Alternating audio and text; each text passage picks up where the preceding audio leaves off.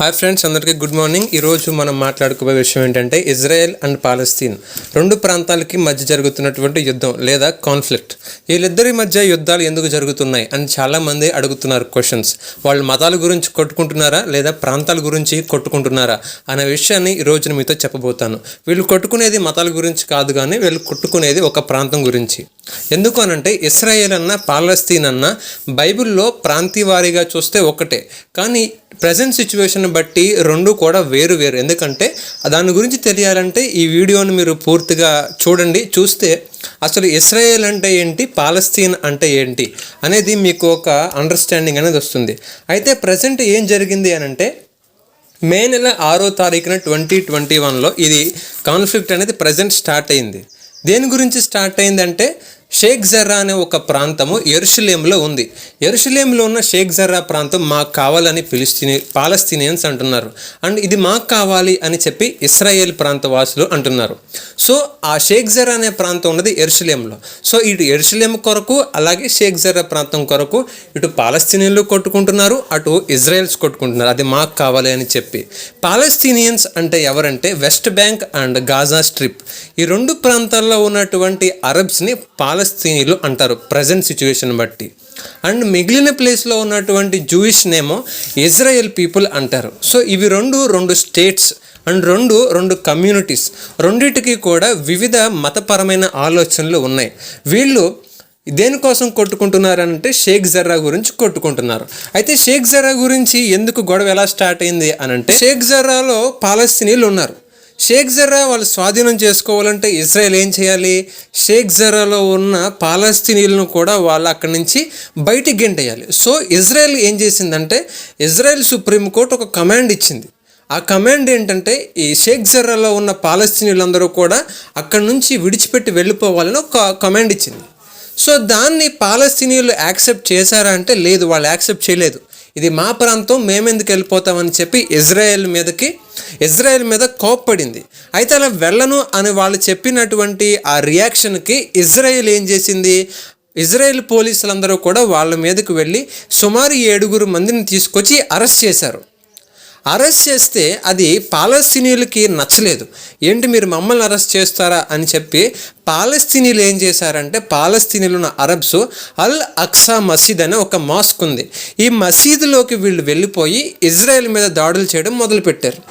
So Israel మీద వీళ్ళు చేసే దాడులకి ఇజ్రాయేలీట్స్ ఇజ్రాయెల్ గురించి పాలస్తీనీలు ఏమనుకున్నారంటే మేము మసీదులోంచి యుద్ధం చేస్తున్నాం కాబట్టి వాళ్ళు మా మీదకి రారు అని వాళ్ళు భ్రమించారు. కానీ ఇస్రాయేలీలు ఆ మసీదులోకి వెళ్ళి ఆ పాలస్తీనీల్ని చంపేశారు. సో దీన్ని విన్నటువంటి ప్రపంచ దేశాలను అరబ్ దేశాలు, ప్రపంచంలో ముస్లిమ్స్ అందరూ చాలామంది ముస్లిమ్స్ ఏం చేశారంటే ఇస్రాయెల్ మీద కోప్పడ్డారు. సో ఇజ్రాయెల్ మీద కోపపడడం వలన పాలస్తీనీలో ఉన్న అరబ్స్ని, ఆ ముస్లిమ్స్ని వాళ్ళు చంపడం వలన ఇజ్రాయెల్ మీద కోపం వచ్చి పాలస్తీనీల్లో ఉన్నటువంటి పాలస్తీనీలుగా పిలువబడే ఒక హమాస్ అనే ఒక ఉగ్రవాద సంస్థ ఉంది, వాళ్ళు టెర్రరిస్టులు. సో వాళ్ళు ఏం చేశారు, గాజా స్ట్రిప్లో వాళ్ళు ఉండి ఈ గాజా స్ట్రిప్ అనే ఈ ప్రాంతం, ఇది ఒక ప్రాంతం పేరు, ఇది ఇస్రాయేల్కి అలాగే ఈజిప్ట్కి మధ్యలో ఉన్న ప్రాంతం. సో ఇందాక మాట్లాడుకున్నాం కదా, వాళ్ళని అక్కడ చంపేశారు, అది వేరే చోట ఉన్న ప్రాంతం. సో వీళ్ళు ఏం చేశారు, ఈ గాజా స్ట్రిప్లో ఉన్నటువంటి ఈ పాలస్తీనీలో అనబడిన ఈ హమాస్ ఉగ్రవాద సంస్థ ఇక్కడ నుంచి 2000 రాకెట్లు ఇజ్రాయెల్ మీదకి దాడి చేసింది. నువ్వు మా వాళ్ళని చంపేస్తావని చెప్పి అక్కడి నుంచి దాడి చేసింది. అయితే ఇజ్రాయెల్ ఊరుకుందా? ఇజ్రాయెల్కి ఏమైంది అంటే ఆ 2000 రాకెట్లు పడ్డాయి కదా, ఆ 2000 రాకెట్ని ఆపడానికి ఇజ్రాయెల్ కంటూ ఐరన్ డోమ్ అనే ఒక డిఫెన్స్ సంస్థ ఉంది. అది ఒక ఎక్విప్మెంట్, అది ఒక సాఫ్ట్వేర్ ద్వారా రన్ అవుతుంది. అదేం చేస్తుందంటే గాల్లో వచ్చే ఏ ఎయిర్ మిసైల్ అయినా సరే గాల్లోనే అది ఎక్కడ పడబోతుందో ఆ ప్లేస్ని కౌంట్ చేసి అక్కడున్న ప్రజలకి సిగ్నల్ పంపుద్ది. ఎక్కడ ఎయిర్ స్ట్రైక్ పడద్ది మీరు పారిపోయినా అక్కడ సిగ్నల్ ఇచ్చి గాల్లోనే దీన్ని అంతం చేస్తుంది. ఒకవేళ జనం ఉంటే గాల్లోనే ఆ రాకెట్ పడకుండా అంతం చేస్తుంది. ఒకవేళ జనం లేకపోతే అక్కడ పడడానికి ఇది యాక్సెప్ట్ చేసి దాన్ని పంపేస్తుంది, ఆ రాకెట్ని రిలీజ్ చేస్తుంది. ఇది ఇజ్రాయెల్ సంస్థ పెట్టుకున్న డిఫెన్స్ సంస్థ, దాని పేరు ఐరన్ డోమ్ అంటారు. సో ఇదేం చేసిందంటే ఆ 2000 బాంబుల నుంచి ఇజ్రాయెల్ని తను కాపాడుకుంది ఇజ్రాయెల్. సో ఐరన్ డోమ్ వల్ల ఇస్రాయెల్ హమాస్ ఉగ్రవాదులు వేసిన 2000 రాకెట్స్ వల్ల ఇది తను కాపాడుకుంది. ఎవరు? ఇజ్రాయెల్. అయితే ఇజ్రాయెల్ ప్రైమ్ మినిస్టర్ అయినటువంటి బెంజమిన్ నెతన్యాహు ఏం చెప్పాడంటే, మీరు మమ్మల్ని కొడితే మేము ఊరుకుంటామని చెప్పి ఇతను హమాస్ అనే ఉగ్రవాద సంస్థ మీద మరలా ఎయిర్ స్ట్రైక్స్ చేయడం మొదలుపెట్టాడు. నువ్వు మా మీదకి బాంబులు వేస్తావని చెప్పి ఇతను వాళ్ళ మీదకి ఎయిర్ స్ట్రైక్స్ చేయడం మొదలుపెట్టారు. సో ఇది ప్రజెంట్ సిచ్యువేషన్. సో దీనికోసం ఇంటర్నేషనల్ కమ్యూనిటీస్ ఏమన్నాయంటే, మీరు ఏది మాట్లాడుకున్నా ఒక ట్రీటీ అంటే మీరు ఒక శాంతియుతంగా దాన్ని మీరు సాల్వ్ చేసుకోవాలి, కానీ ఇలా గొడవలు పడతారేంటి అని చెప్పి ఇజ్రాయెల్కి చాలా ఇంటర్నేషనల్ కమ్యూనిటీ సలహా ఇస్తే ఇజ్రాయెల్ ఏమన్నదంటే దాన్ని ఏమి యాక్సెప్ట్ చేయలేదు.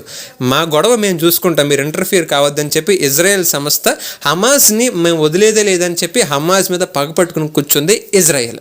సో ఇది ప్రజెంట్ సిచ్యువేషన్. సో ఇదంతా కూడా దేనికోసం జరిగిందంటే షేక్ జర్రా అనే ప్రాంతం. అయితే ఇది ఈ నెల 6వ తారీఖు ఈ నెలలోనే జరగడానికి కారణం ఏంటి అంటే 1967లో ఒక 6-day వార్ అనేది ఇజ్రాయెల్ ప్రకటించింది. దేనికోసం ఈ వార్ అంటే, ఇప్పుడు మనం మాట్లాడుకున్నటువంటి ఈ గాజా స్ట్రిప్పు, అలాగే పాలస్తీనాలో ఉన్నటువంటి వెస్ట్ బ్యాంకు, ఇవన్నీ కూడా వేరే దేశాల అండర్లో ఉండేవి. అవి సంపాదించుకోవడానికి ఇస్రాయేల్ ఏం చేసింది అని అంటే 6-day వార్ని ప్రకటించింది. ఆ 6-day వార్ ప్రకటించి 6 రోజులు యుద్ధం చేసి వాటన్నిటినీ కూడా ఇజ్రాయెల్ స్వాధీనం చేసుకుంటుంది. దాన్ని జెరూసలేం డే అంటారు. ఆ జెరూసలేం డేని ఎవ్రీ ఇయర్ వారు సెలబ్రేట్ చేసుకోవడానికి ఇష్టపడతారు. సో అదే జెరూసలేం డేని ఇజ్రాయెల్ 2021లో May 9th సెలబ్రేట్ చేసుకుందామని ఆ జెరూసలేంని మరలా మన స్వాధీనంలోకి తెచ్చుకోవడానికి గాను ఇజ్రాయెల్ సంస్థ మరలా జెరూసలేం డే కోసం మార్చింగ్ చేయడం స్టార్ట్ చేశారు. సో ఆ దానికోసం అని చెప్పి ఆ జెరూసలేం డేని సెలబ్రేట్ చేసుకోవడానికి గాను, అంటే ఆ జెరూసలేం మాది, మేము దాన్ని స్వాధీనం చేసుకున్నాం, అది దానిపై విజయం మాదే అని చెప్పి ఇజ్రాయెల్ చెప్పడానికి ఒక జెరూసలేం డేని 2021 May 9th దాన్ని డిజైన్ చేసుకుంది ఆ డేని. సో దానికోసం అని చెప్పి పాలస్తీనాని మీరు ఎక్కడి నుంచి వెళ్ళిపోండి అని చెప్పి జెరూసలేంలోని షేక్ జర్రాలో ఉన్న పాలస్తీనాకి ఫస్ట్ శాంతియుతంగా కొన్ని ఆజ్ఞలు జారీ చేసింది. సో దాన్ని విన్నందువలన అది స్టార్ట్ అయిందని, ఆ గొడవ చినిగి చాట్ అంత అయిందని చెప్పి మీకు ఇప్పటి వరకు చెప్పాను. సో ఇంతకీ ఈ ఇజ్రాయెలీట్స్ ఎవరు, ఈ పాలస్తీనులు ఎవరు, వీళ్ళు చరిత్రలో ఎక్కడి నుంచి పుట్టుకొచ్చారనే విషయాలు తర్వాత చెప్తాను.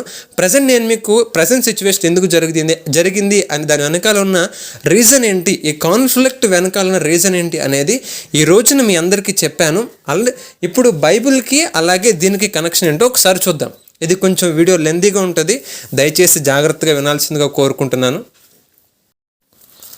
బైబిల్కి ఇస్రాయేల్కి అలాగే ఈ పాలస్తీనులకి ఉన్న సంబంధం ఏంటంటే, బైబిల్లో మనకి సౌలు రాజ్యం గురించి తెలుసు. సౌలు తర్వాత దావీదు తర్వాత సొలొమోను తర్వాత ఈ ఇస్రాయేల్ ప్రాంతం, ఇజ్రాయేల్ రాజ్యం 2 రాజ్యాలుగా డివైడ్ అయింది. ఒకటి యూదా రాజ్యం, ఒకటి ఇస్రాయేల్ రాజ్యం. ఇస్రాయేల్ రాజ్యాన్ని నార్త్ స్టేట్లో ఉంచారు, యూదా రాజ్యాన్ని సౌత్ స్టేట్లో ఉంచారు. యూదాలో 2 గోత్రాలు, ఇస్రాయేల్లో 10 గోత్రాలు. ఇలా ఈ రాజ్యం డివైడ్ అయింది. తర్వాత 722 BCలో ఇస్రాయేల్ని నియో అస్సిరియన్ ఎంపైరు, అలాగే 586 BCలో ఈ యోధా సామ్రాజ్యాన్ని నియో బాబిలియన్ ఎంపైర్, ఈ 2 ఎంపైరు ఈ పైన నార్థన్ ఇజ్రాయెల్ని, సౌత్లో ఉన్న జూయిష్ ఎంపైర్ని, ఈ రెండింటిని కూడా వాళ్ళు స్వాధీనం చేసుకుంటారు. స్వాధీనం చేసుకున్న తర్వాత ఈ బబులోన్ అండర్లో ఉంటుంది జూయిష్ పీపుల్. ఈ జూయిష్ సెక్ట్ వీళ్ళే ఎక్కువ ధర్మశాస్త్రానికి అనుగుణంగా నడుచుకుంటారు. ఇస్రాయేల్ ప్రజలు అంతగా నడుచుకునే వాళ్ళు కాదు. అందుకనే వాళ్ళు వీళ్ళకంటే 200 సంవత్సరాల ముందే చెరలోకి వెళ్ళిపోయారు. వాళ్ళు 586 వరకు ఆగి బబులోను ద్వారా వాళ్ళు చెరలోకి వెళ్ళిపోయారు. దేవుడు వాళ్ళు మీదకి రప్పించిన శాపం అది.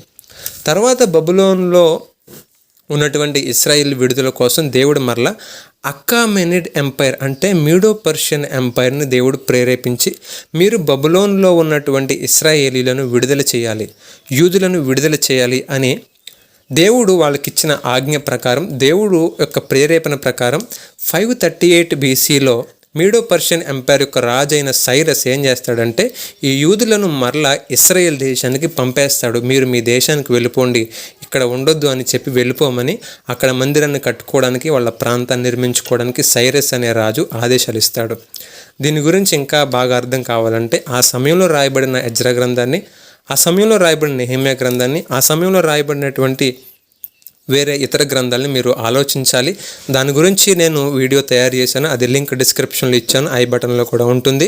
దయచేసి ఈ విషయాన్ని మీరు జ్ఞాపకం చేసుకోండి, ఆ వీడియోస్ని చూడాల్సిందిగా కోరుకుంటున్నాను. తర్వాత ఏమైంది, ఈ మీడో పర్షియన్ ఎంపైర్ ఇప్పుడు పవర్లోకి వచ్చింది.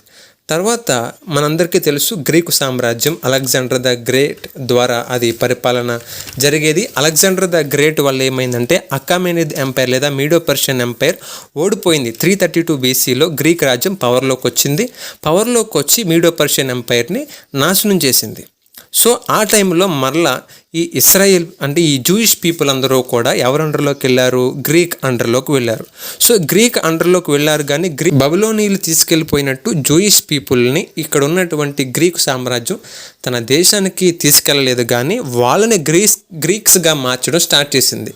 సో ఒక మనిషిని గ్రీక్ మనిషిగా మార్చడానికి వాళ్ళు ఉపయోగించే పనినే ఏమంటారు? హెలెనిజం అంటారు. హెలెనిజం అంటే ఒక వ్యక్తికి గ్రీకు మతం గురించి చెప్పి అతన్ని ఆ మతంలో కన్వర్ట్ చేయడానికి హెలెనిజం అంటారు. అయితే జూయిష్ సెక్ట్లో ఉన్నటువంటి జూయిష్ పీపుల్ అందరూ కూడా కొంతమంది మారిపోయారు, కొంతమంది మారలేదు. ఈ మారిపోయిన పీపుల్ని ఏమంటారంటే హెలినైజ్డ్ జూయిష్ అంటారు. ఈ మారినటువంటి వాళ్ళని ఏమంటారంటే ట్రెడిషనల్ జూయిష్ అంటారు. వీళ్ళు కాంప్రమైజ్ కారు, ఏ విధానమైన విషయంలో కూడా కాంప్రమైజ్ కారు. హెలినైజ్డ్ జూయిష్ అంటే గ్రీకులు పెట్టే ఆ శ్రమకు లేకపోతే దాని మీద మక్కువతోనో వాళ్ళు చూపించే హంగులు ఆర్భాటాలకి, అంటే నేడున్న కార్పొరేట్ మందిరాలకి క్రిస్టియన్స్ ఎలాగైతే అట్రాక్ట్ అవుతున్నారో అప్పుడు చూపించిన గ్రీక్స్ అట్రాక్షన్కి చాలామంది జూస్ అట్రాక్ట్ అయిపోయి అందులోకి మారిపోయారు. సో అలా వెళ్ళిపోయిన వారు హెలినైజ్డ్ జ్యూస్, వెళ్ళకుండా ఉండిపోయిన వాళ్ళు ట్రెడిషనల్ జ్యూస్. వీళ్ళు నాన్ కాంప్రమైజ్డ్ జ్యూస్ అనమాట. సో వీళ్ళు గ్రీక్స్ యొక్క అలవాట్లకి ఏ రీతిగా కూడా తావివ్వలేదు. సో వాళ్ళలో వాళ్ళు ఈ గ్రీక్స్ మీదకి ఒక రివల్యూషన్ స్టార్ట్ చేశారు. వాళ్ళకంటూ స్వదేశంగా ఉండాలని చెప్పి వాళ్ళ నుంచి విడుదల కావాలని చాలా పోరాటాలు చేశారు. దాన్ని మక్కాబియన్ రివోల్ట్ అంటారు. ఈ మక్కాబియన్ రివోల్ట్ గురించి మీకు బాగా అర్థం అవ్వాలంటే ఇంటర్ టెస్టమెంటియల్ పీరియడ్లో ఏం జరిగిందో తెలియాలి. ఇంటర్ టెస్టమెంటియల్ పీరియడ్ అంటే ఇటు బైబిల్లో ఉన్న మలాకీ గ్రంథం, అటు బైబిల్లో ఉన్నటువంటి మత్తయి సువార్త, ఈ రెండింటికి మధ్య జరిగిన దాన్ని ఇంటర్ టెస్టమెంటల్ పీరియడ్ అంటారు. సో ఇప్పుడు నేను చెప్పిన ఈ మక్కాబియన్ రివోల్ట్ ఎప్పుడు జరిగిందంటే ఇంటర్ టెస్టమెంటల్ పీరియడ్లో జరిగింది. దాని గురించి తెలియాలంటే హిస్టరీ మీకు తెలియాలి. సో ఈ మక్కాబియన్ రివోల్ట్ అనేది యూదులు చేశారు. ఎవరి మీద?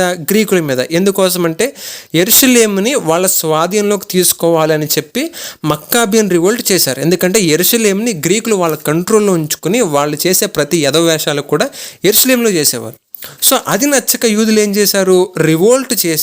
మక్కాబియన్ రివోల్ట్ చేసి వాళ్ళ స్వాధీనంలోకి తెచ్చుకున్నారు యెరూషలేంని. సో తర్వాత ఈ మక్కాబియన్ రివోల్ట్లో మక్కాబీలే గెలుస్తారు. అంటే ఇజ్రాయెల్ పీపుల్, ఈ జూయిష్ పీపులే గెలుస్తారు. వీళ్ళు గెలిచిన తర్వాత వీళ్ళకంటూ ఓన్ డైనాసిటీ స్టార్ట్ చేస్తారు. వీళ్ళకంటూ ఓన్ ఎంపైర్ స్టార్ట్ చేస్తారు. ఆ దేశం పైన వాళ్ళే అధికారులుగా ఉండడానికి స్టార్ట్ చేస్తారు.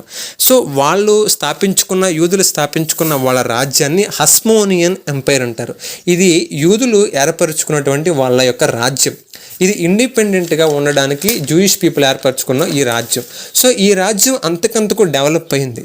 ఇటు సమరయ, గలిలయ, పెరియా, ఇదుమియా, ఐతూరియా అనే ప్రాంతాలకి ఈ రాజ్యం వ్యాప్తి చెందింది. అది ఎన్నో రోజు మిగలలేదు. 64 BCలో మరలా వీళ్ళ మీదకి రోమా రాజ్యం వచ్చింది. రోమా రాజ్యం చేసిన యుద్ధాల వల్ల, వాళ్ళు చేసిన కొన్ని పనుల వల్ల ఈ హస్మోనియన్ కింగ్డమ్ డౌన్ అయిపోయింది. రోమా రాజ్యం దాన్ని జయించింది. రోమా కంట్రోల్లోకి ఇప్పుడు యోధా ప్రజలు, యెరూషలేం ప్రజలు వీళ్ళందరూ కూడా వెళ్ళిపోయారు. సో దాని గురించి బాగా అర్థం కావాలంటే పరిసయ్యుల గురించి చెప్పిన వీడియోలో చెప్పాను. పరిసయ్యులు ఎలా ఆవిర్భవించారు, పరిసయ్యులు ఎందుకు రోమన్స్కి ఫేవర్గా ఉంటారు, రోమన్స్ ఎందుకు పరిసయ్యులకు ఫేవర్గా ఉంటారు, అండ్ రోమన్స్ ఇజ్రాయెల్కి ఎలా ఫేవర్గా ఉంటారు, వాళ్ళు వాడిన విధులు ఏంటి అని చెప్పి పరిసయ్యుల గురించి చెప్పిన వీడియోలో చెప్పాను. దాని లింక్ మీకు డిస్క్రిప్షన్లో ఇచ్చాను, అది కూడా ఒకసారి చూడండి. సో ఆ విధంగా రోమన్స్ అండర్లోకి మరలా జూయిష్ పీపుల్ వెళ్ళారు. తర్వాత 66 ADలో అంటే యేసుక్రీస్తు వారు పుట్టేశారు, చనిపోయారు, సమాధి చేయబడ్డారు, తిరిగి లేచారు, పరలోకానికి వెళ్ళిపోయారు, సంఘం స్థాపించబడింది, సంఘస్థులు విస్తరించడం మొదలుపెట్టారు, సంఘం డెవలప్ అవుతుంది, అనేక మంది సంఘంలో విశ్వాసులు వస్తున్నారు. సో అలా వస్తూ ఉన్న క్రమంలో 66 ADలో రోమన్స్కి ఈ జూయిష్ పీపుల్కి వార్ జరుగుతుంది. సో ఈ వార్లో జూయిష్ పీపుల్ వాళ్ళ మందిరమైన యెరూషలేం మందిరం కూలిపోతుంది. ఇలా కూలిపోతుంది, యుద్ధం జరుగుద్ది అని అది జరగకముందే యేసుక్రీస్తు వారు తను బ్రతికి ఉన్నప్పుడే ఈ మాటలను ప్రవచనం రూపంగా చెప్పాడు. దానిని మత్తయి సువార్తలో చదవచ్చు 24వ అధ్యాయంలో, అదేవిధంగా లూకా సువార్తలో మీరు చదవచ్చు. బైబిల్లో అనేక ప్రాంతాల్లో యేసుక్రీస్తు వారు దాని గురించి ప్రవచించారు. యెరూషలేమా యెరూషలేమా, ప్రవక్తలను చంపుదానా అని చెప్పి యేసుక్రీస్తు దానికోసం సంతాపం చూపిస్తూ, నువ్వు నాశనం అయిపోతావు, నిన్ను వేరే అన్య రాజులు వచ్చి నాశనం చేస్తారు, ఎందుకంటే నువ్వు మెస్సైను స్వీకరించలేదు కాబట్టి నువ్వు నాశనం అవుతావని యేసుక్రీస్తు వారు కూడా ప్రవచనం చేశారు. కానీ దాన్ని ఏమాత్రం యెరూషలేములో ఉన్న యూదులు కావచ్చు, ఆ రోజుల్లో ఉన్న అనేక మంది యోధా మతాధిపతులు దాన్ని అంగీకరించలేదు. సో దాన్ని అంగీకరించకపోగా యేసుక్రీస్తుని సిలువేశారు. సో యేసు ప్రభు చెప్పిన ఆ మాట వినకపోవడం వల్ల ఏమైంది, ఈ రోమన్స్ జూయిష్ మీదకి వచ్చారు, వాళ్ళు యుద్ధం చేశారు, జూయిష్ ఓడిపోయింది, రోమన్స్ గెలిచారు. ఈ జూయిష్ పీపుల్ ఓడిపోవడం వలన వేరే ప్రాంతాలకి చెల్లాచెదరైపోయారు. రోమన్స్ జూయిష్ పీపుల్ని అక్కడ ఉండనివ్వకుండా గెంటేశారు. ఒక్క గలిలయ ప్రాంతంలోనే యూదులు ఉన్నారు తప్ప మిగిలిన యూదులందరూ కూడా అటు బ్రిటన్ వైపు, యూరోప్ వైపు వెళ్ళిపోయారు. అలా వెళ్ళిపోయిన తర్వాత ఈ యూదులకి చాలా శ్రమలు స్టార్ట్ అయ్యాయి. అయితే 3వ శతాబ్దంలో ఏమైంది, కాన్స్టాంటైన్ అనే ఒక రోమన్ రాజ్యంలో ఉన్న ఒక రాజు, ఈ కాన్స్టాంటైన్ అనే ఈ రాజు క్రిస్టియన్గా మారుతాడు. ఇతను క్రిస్టియన్గా మారిన తర్వాత క్రిస్టియానిటీని తన దేశానికి ఒక మతముగాను, అంతర్జాతీయ మతంగా దాన్ని ప్రతిపాదించి క్రిస్టియన్స్కి ఫేవర్గా ఉండడానికి రోమన్ ఎంపైర్కి ఆదేశాలు ఇస్తాడు.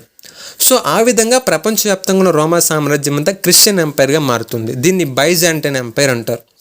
తర్వాత ఏమైంది, 7th సెంచరీలో ముస్లిం కాంక్వెస్ట్ స్టార్ట్ అయింది. అంటే ముస్లిమ్స్ ఆవిర్భవించడం ప్రారంభించాడు. సో ఇలా ముస్లిమ్స్ ఏం చేశారంటే, ఈ ముస్లిమ్స్ అందరూ కూడా క్రిస్టియన్ ఎంపైర్స్ని డౌన్ చేయడానికి చాలా ట్రై చేశారు. అయితే 1099లో ఫస్ట్ క్రూసైడ్ అనేది ఒకటి జరిగింది. ఫస్ట్ క్రూసైడ్ అంటే ఏంటంటే క్యాథలిక్ క్యాంపెయిన్, అంటే క్యాథలిక్ లాటిన్ చర్చ్ లేదా క్యాథలిక్ చర్చ్ అంటాం కదా, రోమన్ క్యాథలిక్స్. సో ఈ రోమన్ రాజైన కాన్స్టాంటైన్ స్టార్ట్ చేసింది రోమన్ క్యాథలిక్ చర్చ్. ఈ రోమన్ క్యాథలిక్ చర్చ్ స్టార్ట్ అయిన తర్వాత ఈ రోమన్ క్యాథలిక్ ఫస్ట్ క్రూసైడ్ అనేది ఒకటి స్టార్ట్ చేసింది. వీళ్ళు చేసిన ఈ క్రూసైడ్ ఎందుకంటే, ఈ జెరూసలేం అనేది ముస్లిమ్స్ యొక్క అండర్లోకి వెళ్ళిపోయింది. ఈ ముస్లిం కాంక్వెస్ట్ స్టార్ట్ చేసిన తర్వాత జెరూసలేం ముస్లిం అండర్లోకి వెళ్ళిపోయింది. ముస్లిం అండర్లోకి వెళ్ళిపోయిన జెరూసలేంని మరలా వాళ్ళ కంట్రోల్లోకి తీసుకోవడానికి లాటిన్ చర్చ్ చేసిన మూమెంట్ని ఫస్ట్ క్రూసైడ్ అంటాం.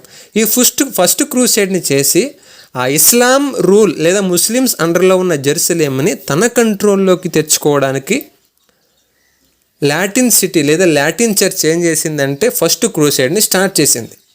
సో ఈ విధంగా వీళ్ళు చేసిన ఫస్ట్ క్రూసైడ్ని బట్టి ఇస్లామిక్ రూల్ నుండి జెరూసలేంకి విడుదల వచ్చింది. అప్పుడు ఈ యెరూషలేంలో ఒక కొత్త రాజ్యం స్టార్ట్ అయింది. తర్వాత ఏమైంది అంటే 500 సంవత్సరాల తర్వాత 1512లో ఓటోమన్ ఎంపైర్ గురించి మనం తెలుసుకోవాలి. ఓటోమన్ ఎంపైర్ స్టార్ట్ అయింది. ఓటోమన్ ఎంపైర్ అంటే south east Europe, west Asia, north America అనే ప్రాంతాలని పాలించి ఒక ప్రాంతం. ఇది 13th సెంచరీలో అనాటోలియాలో సోగట్లో టర్కోమెన్ ట్రైబల్ లీడర్ అయిన ఓస్మాన్ ద్వారా స్టార్ట్ అయింది. ఇది 14th సెంచరీ నుంచి 20th సెంచరీ వరకు కూడా పవర్లో ఉంది. 1453లో ఓటోమన్ సుల్తాన్ మెహమ్మద్ ఏం చేశాడంటే, ఇక్కడ రోమన్ రాజ్యాన్ని అలాగే బైజాంటైన్ రాజ్యమైన క్రిస్టియన్ ఎంపైర్ అయినటువంటి ఈ ఎంపైర్ ఏదైతే ఉందో, క్రిస్టియన్ ఎంపైర్ ఏదైతే ఉందో అది ఓడిపోయింది. ఓటోమన్ ఎంపైర్ ఏం చేసింది, తన పవర్లోకి వచ్చింది. ఇప్పుడు ఓటోమన్ ఎంపైర్ పవర్లోకి వచ్చింది. అయితే 1917 వరకు కూడా ఓటోమన్ చేతుల్లో జెరూసలేం, ఇజ్రాయెల్ ఉండేది. ఈ ఓటోమన్ ఎంపైర్ ఉంది కదా, వీళ్ళ చేతుల్లోనే ఇప్పుడు వీళ్ళు పవర్లోకి వచ్చారు. ఆ క్రిస్టియన్ ఎంపైర్ని డిఫీట్ చేశారు. డిఫీట్ చేయడం వల్ల ఆ ఇజ్రాయెల్ ఏదైతే ఉందో అది ఓటోమన్ చేతుల్లోకి వచ్చింది, ఓటోమన్ ఎంపైర్ చేతుల్లోకి వచ్చింది. సో ఓటోమన్ ఎంపైర్ చేతుల్లోకి వచ్చింది ఎప్పటి వరకు అంటే 1917 వరకే. తర్వాత వరల్డ్ వార్ 1 జరిగింది. వరల్డ్ వార్ 1 ఎవరెవరికి మధ్య అంటే సెంట్రల్ పవర్స్కి, అలైడ్ పవర్స్కి మధ్యలో. సెంట్రల్ పవర్స్ వచ్చేసి German, Ottoman, Austro Hungaria. And allied powers ఎవరు అంటే Russia, Great Britain, France, Italy. వీళ్ళిద్దరికీ మధ్య జరిగింది ఈ వరల్డ్ వార్ 1. ఆ వరల్డ్ వార్ 1లో ఓటోమన్ ఎంపైర్ ఓడిపోయింది. అలైడ్ పవర్స్ అయిన రష్యా, ఫ్రాన్స్, యూఎస్ఏ, జపాన్ గెలుస్తాయి. తర్వాత 1914 నుంచి 1918 వరకు కూడా వరల్డ్ వార్ 1 జరిగింది. వరల్డ్ వార్ 1 జరిగిన తర్వాత అలైడ్ పవర్స్ గెలిచాయన్నాను కదా. అప్పుడు బ్రిటిష్ కంట్రోల్ అనేది పాలస్తీన్ మీదకి వచ్చింది. అంటే పాలస్తీనా ప్రాంతం అంతా కూడా బ్రిటిష్ అండర్లోకి వెళ్ళింది. ఈ రీతిగా ఒటోమన్ క్రిస్టియన్ ఎంపైర్ నుంచి ఒటోమన్ ఎంపైర్ చేతుల్లోకి, ఒటోమన్ ఎంపైర్ నుంచి బ్రిటిష్ కంట్రోల్లోకి పాలస్తీన్ అనేది చేతులు మారుతుంది. ఆ ప్రాంతమే చేతులు మారుతుంది కాబట్టి. కానీ జూయిష్ పీపుల్ అనేవాళ్ళు అక్కడ లేరు, వాళ్ళు ప్రపంచం అంతటా చెదిరిపోయారు. తర్వాత వరల్డ్ వార్ 1 తర్వాత 1918లో బ్రిటిష్ కంట్రోల్లోకి పాలస్తీన్ వెళ్ళింది. సో ఇప్పుడు చెదిరిపోయిన యూదులు ప్రపంచంలో అనేక ప్రాంతాల్లో ఉన్నారు. వాళ్ళ పట్ల వివక్ష చాలా ఎక్కువైంది. వాళ్ళ పట్ల వాళ్ళు ఎన్నో సఫరింగ్స్ అనేవి ఎదురు చూస్తూ ఉన్నారు. వాళ్ళు యాంటీసెమిటిజం, అంటే సెమిటిజం అనగానే యూదులని సెమిట్స్ అంటే సెమిటిక్ పీపుల్ అంటాం. అంటే అంటే షేమ్ వంశం నుంచి వచ్చినటువంటి వాళ్ళు మాట్లాడే భాష, ఆ భాష మాట్లాడే వాళ్ళు ఇజ్రాయెల్ కూడా ఒకరు. సో యాంటీసెమిటిజం అంటే వీళ్ళకి వ్యతిరేకంగా, అంటే వీళ్ళ పట్ల చూపించే వివక్షతనే యాంటీసెమిటిజం అంటారు.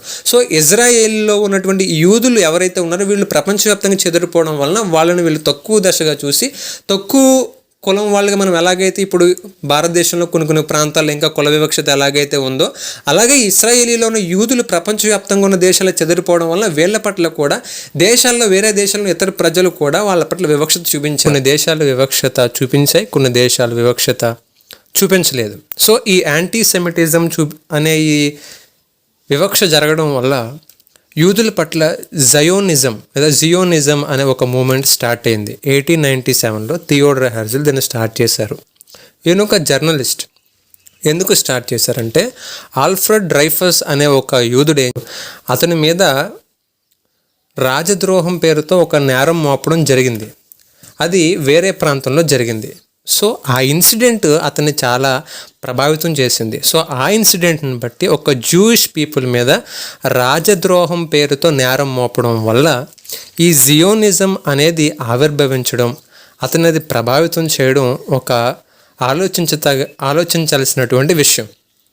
సో 1904లో థియోడర్ హెర్జిల్ చనిపోతాడు. కానీ జియోనిజం అనే ఈ మూమెంట్ మాత్రం కంటిన్యూ అయ్యింది. వాళ్ళు చేసిన ఈ మూమెంట్ యొక్క మెయిన్ గోల్ ఏంటంటే చెదిరిపోయిన యూదులందరినీ కూడా తీసుకువెళ్ళి ఈ పాలస్తీనా ప్రాంతంలో ఉంచాలి. మరి ఈ జియోనిజం ఎలా సక్సెస్ అయ్యింది అంటే 1917లో బాల్ఫర్ డిక్లరేషన్ అని ఒకటి జరిగింది. ఈ బాల్ఫర్ డిక్లరేషన్ మనకు తెలియాలి. ఇది చాలా సింపుల్ అర్థం చేసుకోవడం. ఈ బాల్ఫర్ డిక్లరేషన్ అంటే డిక్లేర్ చేయడం, ఒక ఆజ్ఞని మనం జారీ చేయడం లేదా ఒకటి రాతపూర్వకంగా డిక్లేర్ చేయడం. సో బాల్ఫర్ డిక్లరేషన్ అంటే ఏంటంటే బ్రిటిష్ సెక్రటరీ అయినటువంటి ఆర్థర్ జేమ్స్ బాల్ఫర్ అనే ఒక వ్యక్తి ఏం చేశాడు, జూయిష్ లీడర్స్, ఈ జియోనిజంని కంటిన్యూ చేస్తున్నటువంటి ఈ జూయిష్ లీడర్స్ ఎవరైతే ఉన్నారో వీళ్ళందరికీ కూడా ఒక లెటర్ రాస్తాడు. ఆ లెటర్లో ఏం చెప్తాడంటే వరల్డ్ వార్ 1 తర్వాత పాలస్తీనాలో యూదులందరికీ నివాసం కల్పించే బాధ్యత మాది అని చెప్పి ఈ బాల్ఫర్ అయిన ఆయన ఒక డిక్లరేషన్ వాళ్ళకి ఇస్తాడు. అది 1 వీక్ తర్వాత న్యూస్ పేపర్లో కూడా ఆ న్యూస్ వస్తుంది. సో అతను చేసినటువంటి ఆ వాగ్దానం మేరకు వరల్డ్ వార్ 1లో ఇందాక నేను చెప్పినట్లుగాను ఎలైడ్ పవర్స్కి సెంట్రల్ పవర్స్కి యుద్ధం జరిగితే సెంట్రల్ పవర్స్ ఓడిపోయి వరల్డ్ వార్ 1లో ఎలైడ్ పవర్స్ గెలిచి ఈ బ్రిటిష్ అనేది పవర్లోకి వస్తుంది. ఈ బ్రిటిషర్స్ పవర్లోకి వచ్చిన తర్వాత అతను చేసిన వాగ్దానం మేరకు బాల్ఫర్ డిక్లరేషన్ మేరకు 1923లో యూదులందరూ కూడా పాలస్తీనా ప్రాంతంలో ఉండాలి అని చెప్పి అతడు ప్రోత్సహించాడు. పాలస్తీనా ప్రాంతాన్ని 2 భాగాలుగా విభాగించాడు. ఇక్కడ అసలైనది స్టార్ట్ అయింది. 2 భాగాలుగా ఎందుకు విభాగించాడంటే ఇప్పుడు యూదులు చెదిరిపోయిన తర్వాత ఈ పాలస్తీనా ప్రాంతంలో కొందరు ప్రజలు నివసించడం మొదలుపెట్టారు. అక్కడున్న ప్రజలు ఎవరంటే అరబ్స్. సో యూదులు వెళ్ళిపోయిన తర్వాత అక్కడ అరబ్స్ ఉండడం స్టార్ట్ చేశారు. సో అరబ్స్ అలా డెవలప్ అవుతున్నారు. జూయిష్ పీపుల్ లేరు, అరబ్ పీపుల్ అందరూ కూడా పాలస్తీనా మాదే అని చెప్పి ఒక ఆలోచనకు వచ్చారు. ఇప్పుడు యునైటెడ్ నేషన్స్, బ్రిటిష్ నేషన్స్ ఇవన్నీ కలిపి వాళ్ళు ఇజ్రాయెల్కి ఇచ్చిన మాట మేరకు ఇజ్రాయెల్ పీపుల్ మీరు భయపడకండి, జూయిష్ పీపుల్ మీరు భయపడకండి, మీకంటూ పాలస్తీనాలో ఒక నివాసం కల్పిస్తామని చెప్పారు. ఇప్పుడు ఎక్కడ పాలస్తీనా ప్రాంతంలో ఉన్న అరబ్స్ వాళ్ళ సంగతి ఏంటి? సో వాళ్ళ కోసం కొంచెము అలాగే ఇజ్రాయెల్ కోసం కొంచెం అని చెప్పి ఈ పాలస్తీనాని 2 భాగాలుగా చేసి ఒక భాగాన్నేమో జూయిష్ పీపుల్కి ఇచ్చారు, ఒక భాగాన్నేమో అరబ్స్కి ఇచ్చారు. ఇప్పుడు పాలస్తీనా కూడా మరలా 2 భాగాలుగా డివైడ్ అయింది. అయితే ఈ డివైడ్ అయిన తర్వాత ఏమైందంటే 1941లో అలాగే 1945 మధ్యలో, అంటే వరల్డ్ వార్ 2కి ముందు హోలోకాస్ట్ అనేది హిట్లర్ చేశాడు. ఈ హిట్లర్ ఏం చేశాడంటే 6 మిలియన్ జ్యూస్ని ఒకేసారి చంపేశాడు. అలా చంపడం వలన జియోనిజంలో ఉన్నటువంటి ఈ జూయిష్కి ఇంకా బుర్రలో లైట్ వెలిగి వీళ్ళు ఏం చేస్తారంటే మనకంటూ ఇండిపెండెంట్ దేశం ఒకటి ఉండాలి, మనకంటూ ఓన్ కాన్స్టిట్యూషన్ ఒకటి ఉండాలి, మనకంటూ ఓన్ యాంథమ్ ఒకటి ఉండాలి, మనకంటూ స్వదేశం ఉండాలి అని చెప్పి ఆలోచన చేసుకున్నారు. ఈ బ్రిటిష్ వాళ్ళు ఇచ్చినటువంటి ఆ టెరిటరీ ఏదైతే ఉందో, ఈ బ్రిటిష్ వాళ్ళు పాలస్తీనాలో జూయిష్ పీపుల్కి నివాసం కల్పించారు. కానీ కంట్రోల్ మాత్రం బ్రిటిష్ చేతుల్లో ఉండేది. సో ఇజ్రాయెల్ పీపుల్ అందరూ హిట్లర్ చేసినటువంటి ఆ పనికి వేరే ఇతర కారణాల వలన వీళ్ళకంటూ ఎవరి కంట్రోల్లో ఉండకూడదు, మాకంటూ ఓన్ దేశం మనకు రావాలి అని చెప్పి బ్రిటిష్ నుంచి ఫ్రీడమ్ కోసం ఫైట్ చేసి 1947లో మన ఇండియన్స్ ఎలాగైతే బ్రిటిష్ నుంచి విడుదల పొందుకొని స్వాతంత్రం కోసం ఎదురు చూశారో, స్వాతంత్రం పొందుకున్నారో, అదేవిధంగా అటు జూయిష్ పీపుల్ కూడా వాళ్ళ ఓన్ దేశం కోసం స్వాతంత్ర పోరాటాలు చేసి వాళ్ళు కూడా మాకంటూ ఇజ్రాయెల్ దేశానికి ఒక ఇండిపెండెంట్ దేశంగా ఉంచాలి, మాకు ఎవరి కంట్రోల్ అవసరం లేదని చెప్పి వాళ్ళే ఒక దేశంగా ప్రకటించుకుంటారు. 1948లో ఇజ్రాయెల్ అనేది ఒక ఇండిపెండెంట్ కంట్రీగా ఒక డిక్లరేషన్ అనేది జరుగుతుంది. ఆ విధంగా ఆ ఇజ్రాయెల్ స్టేట్ని ఫామ్ చేస్తారు. ఒక స్టేట్గా వాళ్ళు ఫామ్ అయ్యి దానికి ఇస్రాయేల్ అని పేరు పెట్టుకుంటారు. సో ఈ విషయం అక్కడ ఉన్నటువంటి పాలస్తీనులకి అస్సలు నచ్చలేదు. ఏంటి నువ్వు మా మధ్యకు వచ్చి నువ్వు ఒక దేశంగా మారిపోతావా అని ఇక్కడ వీళ్ళకి మంట రేగింది. సో ఇటు పాలస్తీనీలు కూడా యుద్ధం చేయడం ప్రారంభించారు. సో ఎలాగైతేనే జియోనిజం వల్ల అలాగే ఇజ్రాయెల్ స్టేట్ ఫామ్ చేయడం వల్ల యూదులకి చాలా మేలు జరిగింది, వాళ్ళు చాలా మట్టికి మేలుకే వెళ్ళారు. అయితే జియోనిజం వల్ల ఏం జరిగిందంటే, జియోనిజం గురించి ఒక మాట చెప్తాను. 1882 నుంచి 1903 వరకు కూడా 30,000 జ్యూస్ యూదులందరూ కూడా పాలస్తీనా ప్రాంతానికి వచ్చారు. 1904 నుంచి 1914 వరకు 40,000 జ్యూస్ ఎక్కడికి వచ్చారు, వాళ్ళు పాలస్తీనాకి వచ్చారు. 1939లో 57% యూరోప్లో జ్యూస్ ఉంటే మిగిలిన వాళ్ళందరూ పాలస్తీనాలో ఉన్నారు. అండ్ వరల్డ్ వార్ 2 తర్వాత 35% జ్యూస్ మాత్రం యూరోప్లో ఉన్నారు. అంటే ప్రపంచవ్యాప్తంగా దేశాల్లో ఉన్న యూదులందరూ కూడా డౌన్ అయిపోయారు. ఆ జ్యూస్ అందరూ కూడా ఇస్రాయేల్ ప్రాంతానికి వచ్చేసారు. ఎవరి వల్ల అంటే జియోనిజం మూమెంట్ వల్ల. ఈ జియోనిజం మూమెంట్ లక్ష్యం ఏంటంటే యూదులందరినీ కూడా ఇస్రాయేల్ తీసుకురావాలి, ఎందుకంటే వేరే దేశాల్లో వాళ్ళ పట్ల వివక్ష చూపిస్తున్నారు కాబట్టి. సో 1949 తర్వాత అంటే ఇస్రాయేలు ఒక స్వతంత్ర దేశంగా తను ప్రకటించుకున్న తర్వాత 2,49,000 జ్యూస్ పాలస్తీనాకు వచ్చేసారు. ఎప్పుడు 1949 అంటే ప్రపంచవ్యాప్తంగా జ్యూస్ అందరూ కూడా పాలస్తీనా వచ్చేసారు. ఎందుకంటే వాళ్ళు ఒక ఇండివిజువల్ దేశంగా వాళ్ళు ప్రకటించుకున్న తర్వాత ఇతర దేశాల్లో వాళ్ళ పట్ల శ్రమలు స్టార్ట్ అవుతున్నప్పుడు వీళ్ళకంటూ వేరే దేశాల్లో ప్రొటెక్షన్ లేదు కాబట్టి ఈ ఇస్రాయేల్ దేశానికి జ్యూస్ అందరూ తరలి వచ్చారు. సో 2010లో 5.6 మిలియన్ జ్యూస్ పాపులేషన్ ఉంది. అండ్ 43% జ్యూస్ ప్రజెంట్ ఇజ్రాయెల్లో ఉన్నారు. అంటే వాళ్ళు స్టార్ట్ చేసిన ఆ మూమెంట్ వల్ల ఇస్రాయేలీలందరూ కూడా వేరే దేశంలో ఇస్రాయేల్ తరలి కూడా ఇక్కడికి ఇస్రాయెల్ దేశానికి వస్తున్నారు. అయితే 1949లో ఎప్పుడైతే జూయిష్ పీపుల్ పాపులేషన్ ఎప్పుడైతే ఇజ్రాయెల్లో పెరిగిందో, ఇజ్రాయెల్ ఎప్పుడైతే ఒక దేశంగా వాళ్ళు స్టార్ట్ అవ్వడానికి ప్రయత్నం చేశారో అక్కడున్న పాలస్తీనీయులు కావచ్చు, అప్పటి వరకు ఉన్న అరబ్స్కి చాలా కోపం వచ్చింది. ఇప్పటి వరకు మేము ఎక్కడుంటే నువ్వు మా దగ్గరకు వచ్చి మా మీద పెత్తనం చలాయించి నువ్వు రాజ్యంగా మారిపోయి మీ వాళ్ళందరూ ఇక్కడికి వస్తే మేమెందుకు ఊరుకోవాలి అని చెప్పి అరబ్స్కి కోపం వచ్చి యూదులు వస్తే వాళ్ళు ఒప్పుకోలేదు. సో వాళ్ళ మీద యుద్ధాలు ప్రకటించింది. అయితే ఇప్పుడు ఇజ్రాయెల్ దేశంగా మారడానికి ఇస్రాయేల్కి అక్కడ ప్రపంచవ్యాప్తంగా ఉన్న యూదులు రావడానికి గల కారణం ఏంటంటే ఇందాక చెప్పిన Balfour declaration and United nations చేసినటువంటి కొన్ని మాటలు. సో యునైటెడ్ నేషన్స్ ఏం చేస్తాయి, అప్పటికి పవర్లో ఉన్నది యునైటెడ్ నేషన్స్ అంటే దేశాల మధ్య గొడవలు రాకుండా ఐకమత్యం కోసం ఉండేటువంటి ఒక సంస్థ. ఈ యునైటెడ్ నేషన్స్ ప్రపంచవ్యాప్తంగా డెవలప్ అయింది. సో అదేం చెప్పింది, పాలస్తీనా 2 పార్ట్స్ చేసి ఒకటి జూయిష్కి ఇస్తాం, ఒకటి అరబ్స్కి ఇస్తామన్నారు. అది పాలస్తీనాలో ఉన్న అరబ్స్కి అలాగే వేరే ఇతర దేశాల్లో ఉన్న అరబ్స్కి అస్సలు నచ్చలేదు.